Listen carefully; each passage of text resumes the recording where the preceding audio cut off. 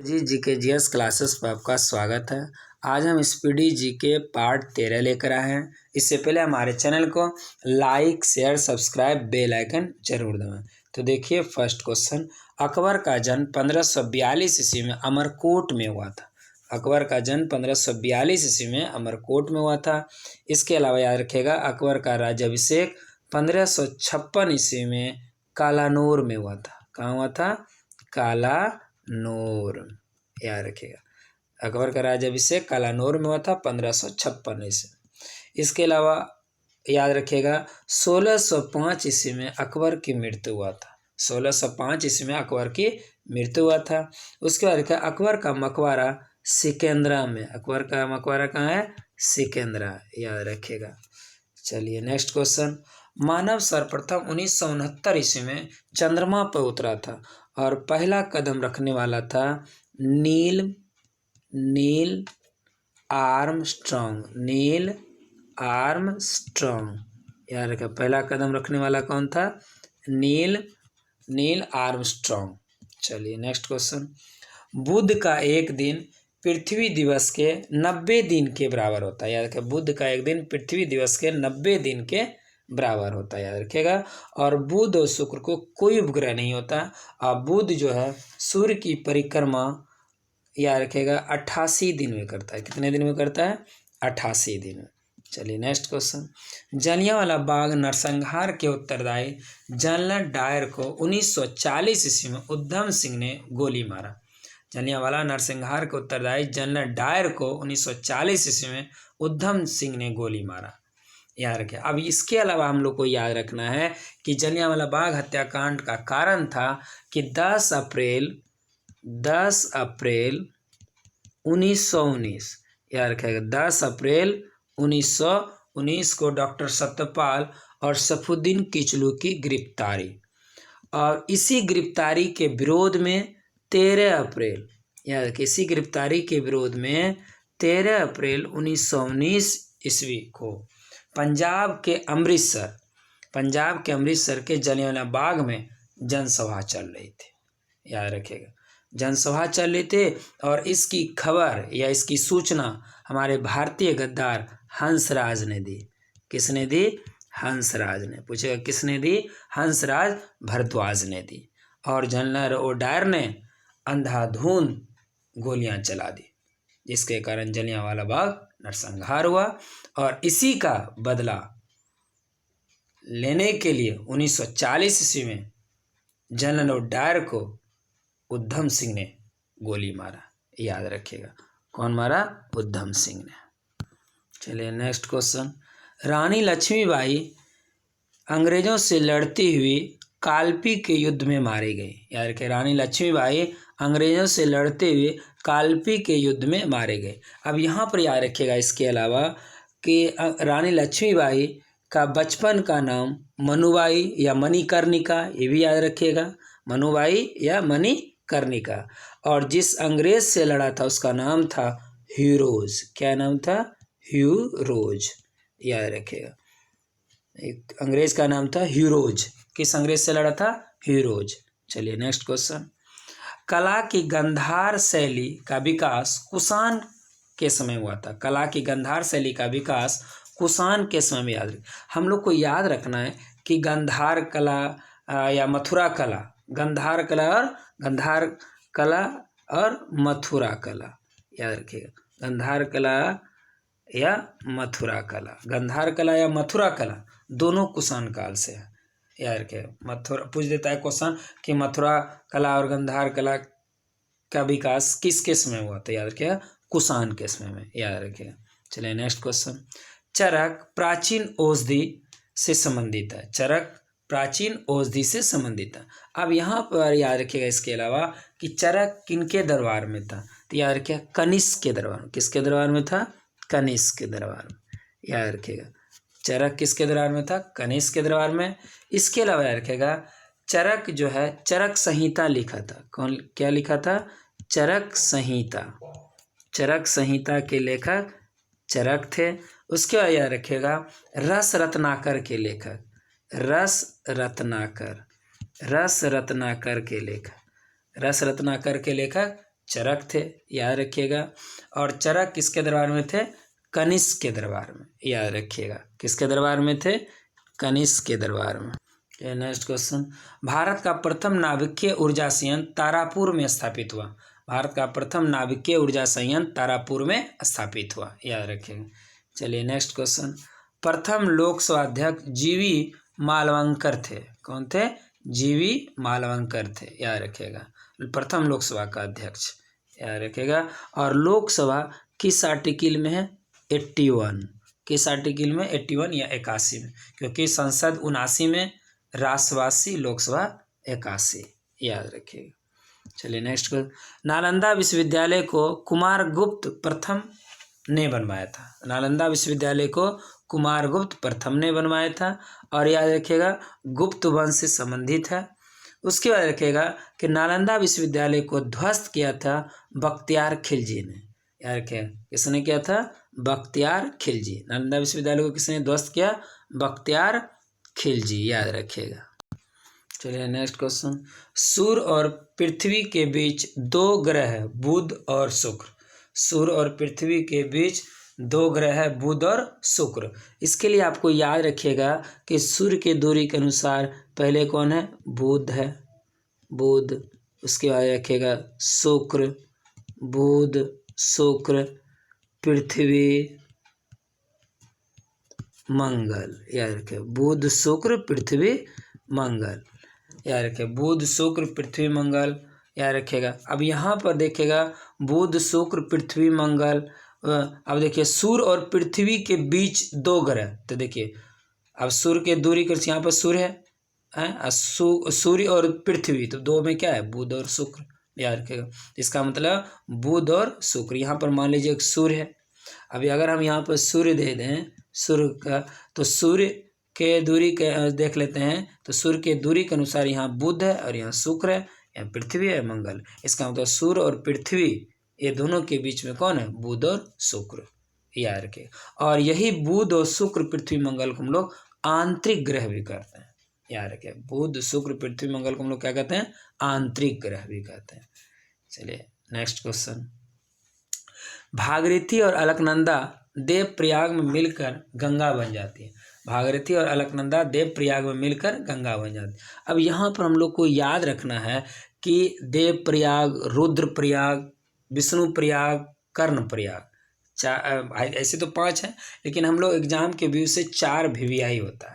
ऐसे 5 प्रयाग है, लेकिन हम लोग को एग्जाम के व्यू से 4 ज़्यादा इम्पोर्टेंट है, तो याद रखना है। अब जैसे यहाँ देव प्रयाग है तो भागीरथी, अलकनंदा, तो जो जितने भी प्रयाग है, मान लीजिए कि देव प्रयाग, रुद्र प्रयाग, कर्ण प्रयाग, विष्णु प्रयाग, तो अलकनंदा कॉमन है, याद रखेगा हम लोग को। अगर अलकनंदा कॉमन है, अलकनंदा सब में है, याद रखना। अलकनंदा जो है सब में। अगर आपके साथ भागीरथी लग गया तो देव हो गया, मंदाकिनी लग गया तो समझिए रुद्रप्रयाग हो गया, याद रखिएगा। मान लीजिए अलकनंदा तो कॉमन है, याद रखना हम लोग को। तो अगर भागीरथी है अलकनंदा के साथ तो देवप्रयाग है। अगर मंदाकिनी अलकनंदा के साथ है, मान लीजिए मंदाकिनी और अलकनंदा कह दिया तो रुद्रप्रयाग हो गया, याद रखिएगा। और धौली गंगा और अलकनंदा है तो विष्णु प्रयाग हो गया। और पिंडार और अलकनंदा है तो कर्ण प्रयाग हो गया, याद रखिएगा। इसका मतलब हम लोग को क्या याद रखना है? भागीरथी अलकनंदा को देव प्रयाग, मंदाकिनी अलकनंदा हो जाएगा तो रुद्र प्रयाग हो जाएगा, और धौली गंगा और अलकनंदा है तो हो जाएगा विष्णु प्रयाग, और पिंडार अलकनंदा है तो कर्ण प्रयाग। ऐसे भी हम लोग को याद रखना है कि विष्णु को देखिएगा धौली गंगा तो धोते रहता है, इसका मतलब विष्णु भगवान ऊपर रहते हैं, नीचे से गंगा, इसका मतलब हम लोग को याद रखना है विष्णु प्रयाग। धौली गंगा और अलकनंदा तो हो जाएगा विष्णु प्रयाग। और कहते हैं ना कर्ण पिंड दे रहा, इसका मतलब पिंडार और अलकनंदा हो गया कर्ण प्रयाग, याद रखें। चलिए नेक्स्ट क्वेश्चन, जलोढ़ मिट्टी में कार्बनिक पदार्थ अधिक होती है। जलोढ़ मिट्टी में कार्बनिक पदार्थ अधिक होता है। और याद रखेगा जलोढ़ मिट्टी, याद रखेगा जो है भारत में सबसे अधिक विस्तार है, याद रखेगा 22%। कितना परसेंट फैला हुआ है? 22%, याद रखें 22% याद रखें एरिया में फैला हुआ है, लगभग 22% में जलोढ़ मिट्टी का विस्तार है, याद रखिएगा। चलिए नेक्स्ट क्वेश्चन। राष्ट्रपति का अभिभाषण केंद्रीय मंत्रिमंडल द्वारा तैयार किया जाता है। राष्ट्रपति का अभिभाषण केंद्रीय मंत्रिमंडल द्वारा तैयार किया जाता है। यह आर्टिकल 87 में, यार क्या किस अनुच्छेद में है? 87 में। चलिए नेक्स्ट क्वेश्चन। लेटेराइट मिट्टी में आयरन और सिलिका होती है। लेटेराइट मिट्टी में आयरन और सिलिका होती है, और लेटेराइट मिट्टी चाय के लिए उपयुक्त है। किसके लिए है? चाय के लिए। तो लेटेराइट मिट्टी किसके लिए उपयुक्त है? चाय के लिए, याद रखिएगा। Next question. पृथ्वी की त्रिज्या सबसे पहले एरेटोस्थनीज ने मापी थी। पृथ्वी की त्रिज्या सबसे पहले एरेटोस्थनीज ने मापी थी। उसके बाद रखिएगा भूगोल का पिता एरेटोस्थनीज, याद रखिएगा। भूगोल का पिता कौन थे? एरेटोस्थनीज, याद रखिएगा। भूगोल का पिता एरेटोस्थनीज। चलिए नेक्स्ट क्वेश्चन।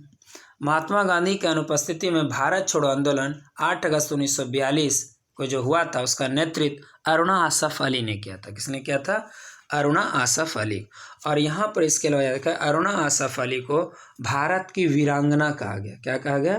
भारत की वीरांगना, याद रखे, वीरांगना। तो भारत की वीरांगना किसे कहा गया? अरुणा आसफ अली को। तो भारत की वीरांगना अरुणा आसफ अली को कहा गया। और अरुणा आसफ अली को भारत रत्न मिला था 1997। भारत रत्न कब मिला था? 1997। भारत रत्न कब मिला था? 1997 में। चलिए नेक्स्ट क्वेश्चन। दशमलव पद्धति का उदय भारत में हुआ था। दशमलव पद्धति का उदय कहाँ हुआ था? भारत में, याद रखें। चलिए नेक्स्ट क्वेश्चन। प्लासी के युद्ध 23 जून 1757 के समय बंगाल का नवाब सिराजुद्दौला था। कौन था? सिराजुद्दौला। अब याद रखें, प्लासी का युद्ध जो हुआ था 1757 में सिराजुद्दौला और रॉबर्ट क्लाइव किसके साथ हुआ था? रॉबर्ट क्लाइव के साथ। किसके साथ हुआ था? रॉबर्ट क्लाइव के साथ। तो प्लासी को सिराजुद्दौला और रॉबर्ट क्लाइव के साथ हुआ था। और याद रखिएगा, बंगाल का प्रथम और अंतिम, याद रखिएगा, स्वतंत्र शासक जो था, बंगाल का प्रथम और अंतिम स्वतंत्र शासक कौन था? वह था सिराजुद्दौला। कौन था? सिराजुद्दौला। पूछेगा बंगाल का प्रथम और अंतिम स्वतंत्र शासक कौन था? सिराजुद्दौला। और याद रखिएगा, रॉबर्ट क्लाइव का चतुर लोमड़ी गधा सियार जो था वो कौन था? मिर्जाफर। कौन था? मिर्जाफर, याद रखिएगा। तो रॉबर्ट क्लाइव का चतुर लोमड़ी गधा सियार कौन था? मिर्जाफर। और सिराजुद्दौला का सेनापति था, सिराजुद्दौला का सेनापति था मिर्जाफर। तो सिराजुद्दौला का सेनापति कौन था? मिर्जाफर, याद रखिए, मिर्जाफर, याद रखिए। सिराजुद्दौला का सेनापति कौन था? मिर्जाफर, याद रखिएगा। चलिए नेक्स्ट क्वेश्चन। नर्मदा और ताप्ती नदियों के जल को सतपुड़ा श्रृंखला विभाजित करती है। नर्मदा और ताप्ती नदियों के जल को सतपुड़ा श्रृंखला विभाजित करती है। इसके अलावा याद रखिएगा, नर्मदा ताप्ती जो है और माही पश्चिम की ओर बहने वाली नदी है। तो पश्चिम की ओर बहने वाली नदी कौन कौन है? नर्मदा, याद रखिए, नर्मदा ताप्ती माही। नर्मदा ताप्ती माही जो है पश्चिम की ओर बहने वाली नदी है, और यह नदी एस्चुरी बनाती है। क्या बनाती है? एस्चुरी बनाती है। तो नर्मदा ताप्ती माही क्या बनाती है? एस्चुरी बनाती है, याद रखिए। और पश्चिम की ओर बहने वाली नदी है, और यह गिरती है अरब सागर में। कहाँ गिरती है? अरब सागर में। कहाँ गिरती है? अरब सागर में, याद रखिए। कहाँ गिरती है? अरब सागर में। चलिए नेक्स्ट क्वेश्चन। गारो हिल्स मेघालय में है। गारो हिल्स कहाँ है? मेघालय में। और याद रखिए, गारो खासी जंतिया मेघालय। गारो खासी जंतिया मेघालय, याद रखिए। गारो खासी जंतिया मेघालय, याद रखिए। चलिए नेक्स्ट। प्रथम भारतीय जो ब्रिटिश संसद का सदस्य हुए कौन थे? दादा भाई नौरोजी। प्रथम भारतीय जो ब्रिटिश संसद का सदस्य हुए वो थे दादा भाई नौरोजी। हम बताए थे दादा भाई नौरोजी पारसी धर्म के थे। किस धर्म से थे? पारसी धर्म, याद रखिएगा। पूछ देता है कि कांग्रेस के जो पारसी धर्म के थे वो कौन बने अध्यक्ष? तो वो थे दादा भाई नौरोजी। और याद रखिए, दादा भाई नौरोजी कांग्रेस के 3 बार अध्यक्ष बने। कितनी बार बने? 3 बार, याद रखिएगा। 1886, 1888 याद रखिएगा 93 और 1906। याद रखिएगा 1886, 1893, 1906। याद रखिएगा ऊपर नीचे कलकत्ता, बीच में लाहौर। याद रखिए ऊपर नीचे कलकत्ता, बीच में लाहौर। चलिए नेक्स्ट क्वेश्चन। जापान की राजधानी टोक्यो होन्शु द्वीप पर स्थित है। जापान की राजधानी टोक्यो होन्शु द्वीप पर स्थित है। याद रखिए। और जापान का प्राचीन नाम क्या है? निप्पन। जापान का प्राचीन नाम निप्पन। याद रखिएगा। चलिए next question. Carbon dioxide gas greenhouse gas है। Carbon dioxide gas greenhouse gas है। और याद रखिएगा कार्बन डाइऑक्साइड जो है वायुमंडल में कितना परसेंट है? 0.03%। 0.03% है। और सबसे भारी गैस कौन है? Carbon dioxide. और ये वायुमंडल में कितने किलोमीटर फैला हुआ? 32 किलोमीटर। कितने किलोमीटर तक फैला हुआ? 32 किलोमीटर तक। याद रखिएगा। Next question. प्याज में फास्फोरस पाया जाता है। प्याज में फास्फोरस पाया जाता है। और याद रखिएगा प्याज का कौन सा भाग खाते हैं? तना। याद रखिएगा प्याज का कौन सा भाग खाते हैं? तना। और ऐसे अगर याद कीजिएगा तो याद रखिएगा जैसे प्रकांड, धनकांड, कांड, तो इसका खाते हैं हम लोग बल्ब। क्या कहते हैं? बल्ब। याद रखिएगा। तो याद रखिएगा बल्ब। याद रखिएगा कंद हो गया, धनकंद हो गया, प्रकंद हो गया, ये हो गया सलकंद। याद रखिएगा सलकंद। चलिए याद रखिएगा। चलिए हीरा का क्रांति कोण 24.4 डिग्री होता है। हीरा का क्रांति कोण 24.4 डिग्री होता है। इसके अलावा याद रखिएगा कि हीरा का याद रखिए आपेक्षिक घनत्व 3.51 होता है। हीरा का आपेक्षिक घनत्व कितना होता है? 3.51 होता है। और हीरा का आवर्तनांक होता है 2.42। याद रखिए हीरा का आवर्तनांक 2.42 याद रखिएगा 2.42 होता है आवर्तनांक। हीरा का क्रांति कोण 24.4 डिग्री और आपेक्षिक घनत्व 3.51 होता है। चलिए नेक्स्ट क्वेश्चन। वर्षा की छोटी छोटी बूंदें पृष्ठतनाव के कारण गोल होता है। तो वर्षा की छोटी छोटी बूंदें पृष्ठतनाव के कारण गोल होती है। अब याद रखिएगा पृष्ठतनाव का ऐसा ही मात्रक होता है न्यूटन पर मीटर। याद रखिएगा न्यूटन पर मीटर होता है। याद रखिएगा। चलिए नेक्स्ट क्वेश्चन। वायु का बुलबुला जल में अवतल लेंस की भांति कार्य करता है। तो वायु का बुलबुला जल में अवतल लेंस की भांति कार्य करता है। याद रखिएगा। चलिए नेक्स्ट क्वेश्चन। वॉशिंग मशीन अपकेंद्रण के सिद्धांत पर कार्य करता है। वॉशिंग मशीन अपकेंद्रण के सिद्धांत पर कार्य करता है। चलिए नेक्स्ट क्वेश्चन। समान अवस्था में गैसें विद्युत का कुचालक होती है। समान अवस्था में गैसें विद्युत का कुचालक होती है। याद रखिएगा। तो आज का जो मेरा प्रीवियस सेट का क्वेश्चन था वो कंप्लीट हुआ। आप हमारे चैनल से जुड़े रहे। हमारे चैनल को like, share, subscribe, bell icon जरूर दबाएं। अधिक से अधिक शेयर कीजिए, अधिक से अधिक लाइक कीजिए, कमेंट भी जरूर कीजिए। नेक्स्ट वीडियो फिर हम लेकर आएंगे। थैंक्स।